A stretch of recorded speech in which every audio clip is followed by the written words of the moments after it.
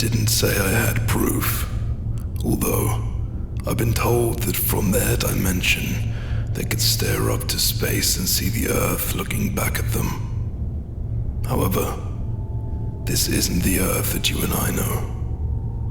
In fact, they were staring at a theory called Pangaea. Pangaea was a supercontinent that existed during the Paleozoic and Mesozoic eras, forming 300 million years ago. Pangaea began to break up approximately 200 million years ago, before the component continents were separated into their current configuration. Can you elaborate?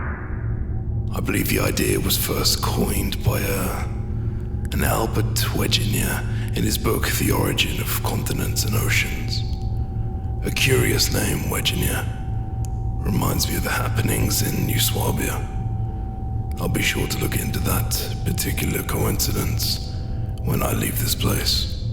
So Earth has fallen. You need to remember that our Earth isn't in their proximity now. You and I stand on Earth, and so your question technically falls on deaf ears, but Maxis' safety net would look to annihilate the dead that Edward needed to finish his plan.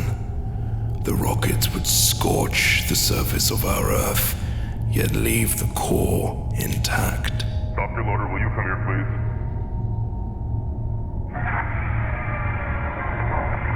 Will you explain to our patient exactly what you were telling me earlier? Mr. Langham, your words make no sense to us. You state that Earth is prehistoric in nature, yet if the Earth was in fact prehistoric, how would a technologically adept space station be based on the moon?